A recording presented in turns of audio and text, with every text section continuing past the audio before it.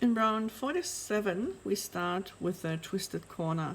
There is a detailed tutorial with webpage, with photos, and also with videos, and I'm going to share the link for that below.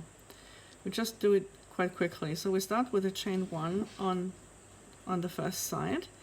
Then we're going to, I'm going to place a stitch marker in the top loops of the first single crochet on the next side here. And this is also the single crochet I'm going to work a front post double crochet around, like that. Then I chain 2, and now I'm going to work a front post double crochet around the single crochet of the previous side, like that. And when I continue to work, that's going to twist that corner, which is why it's called a twisted corner. So my first stitch goes in the top loops of the single crochet on the next side around, or on this side that I'm working on now, that I just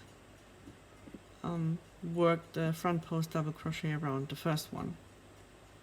I'm going to take this out now, so it's just one single crochet that we do, and then we work a split spike in these legs here. So I'm going to use my stitch marker again, place it in the next stitch I need to work into, and then so the split spike is a +2, -2 in case you would like to count.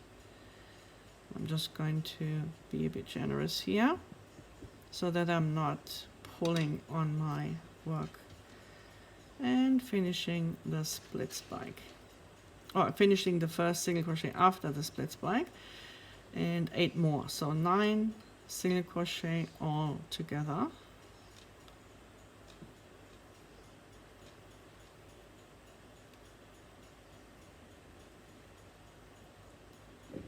And 9.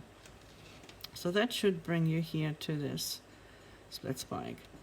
Now your stitch marker could be on this side or on the other side. Just if it's on the other side, just pull it through and get it on this side, because we don't want to work over this stitch here.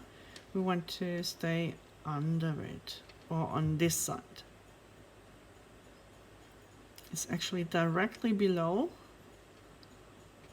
or hidden. Oh, and it's not a front post treble, it's a front post double treble. I'm sorry. There we go. Double treble into this stitch here. It's a double treble +3 -3 in this free front loop. So now we can take this out.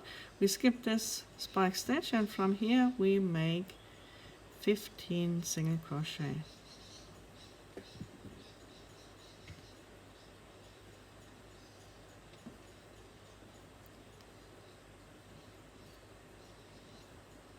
Right, so this is 9, and this is the 10th, and I would love to show you just a little extra.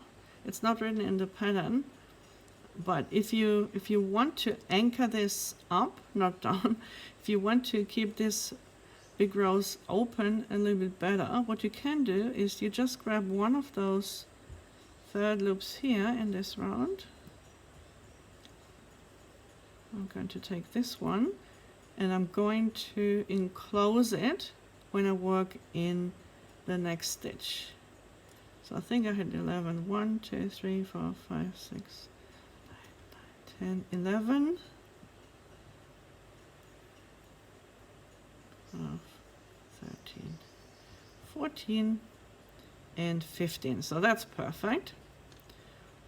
That brings us to this treble from the previous round, behind which we are going to work 2 together C. So the first leg is a DC leg, a DCBB leg. We work in the stitch that is behind and below this treble here, and then the second leg is a double treble, which is a +4 -1, meaning that we're going to work into the top loops of the next double treble.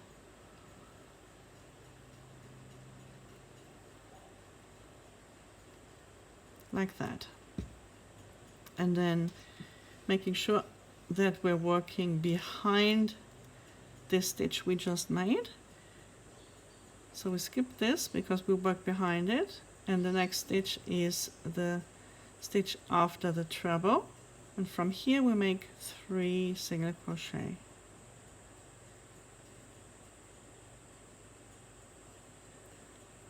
Now we're going to repeat this again 2 more times. So DCBB leg, and then the double treble plus 4 minus 1, and working behind this stitch 3 single crochet, and again the DCBB leg, keep it unfinished, working plus 4 minus 1, and working behind this stitch we work 3 single crochet.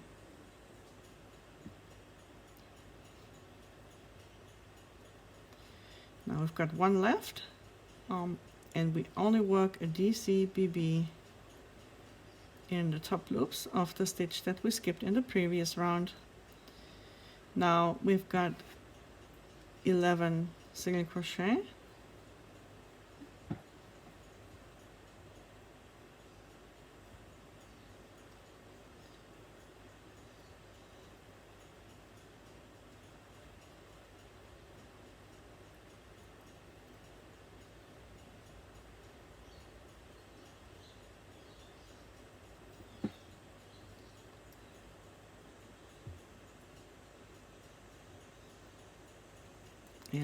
and that should bring you to this double treble here, so where we had the beginning of the trellis.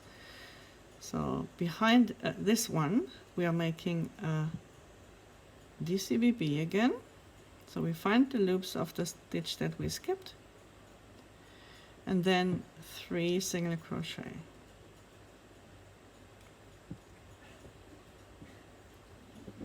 And now we're working a 2 together D, which means that our first leg goes backwards, and that's the long leg, the double treble leg, and we work that one in the top loops. I'm going to show you in a second. In the top loops of this double treble, and the second leg is the DCBB leg now, and together. So, and again we work ahead 3 single crochet,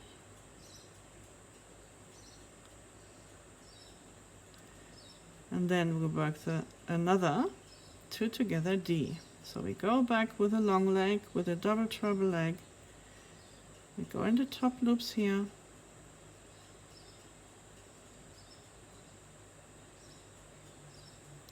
and then the second leg is the DCBB,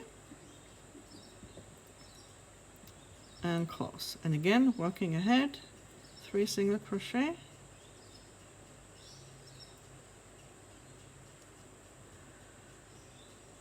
and then back with a long leg, a double treble leg,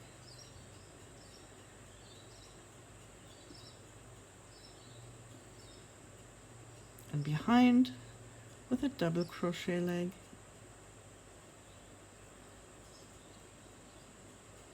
you may notice it's very humid here, so, and I'm working with wool, this pure wool, luxury wool. It really does not flow very well on sweaty palms, sweaty fingers. So now we skip that treble in the front of the DCBB, and we work 15 single crochet. And again, this time I'm doing it on the 7th single crochet. I'm going to just grab the 3rd loop somewhere here, maybe this one, which doesn't want to, but I get it. Here we go. And that's the 8, 9, 10.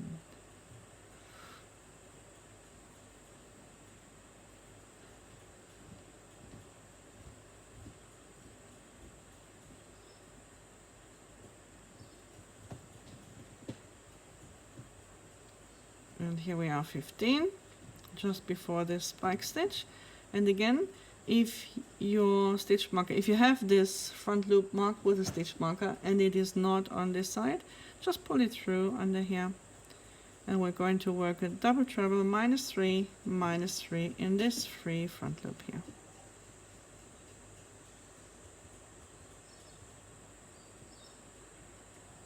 We skip this spike stitch, 9 single crochet,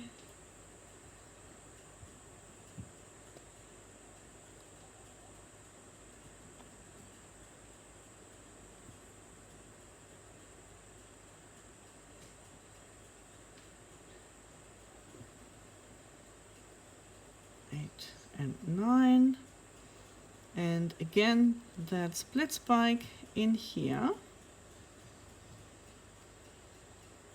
Oops, I yarned over accidentally.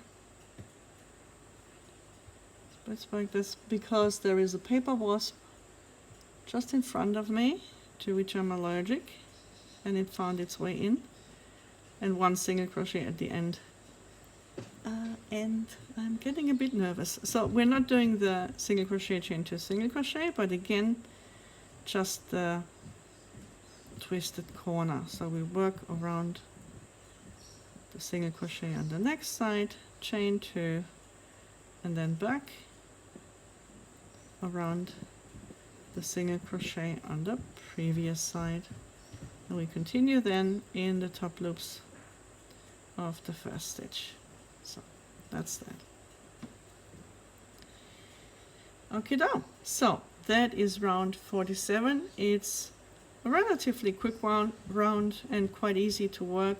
So if you just continue that on the other 3 sides, and then again close with a slip stitch, and now it's the first front post DC of the corner. So we work into these top loops, so we close there, and then we're continuing in round 48.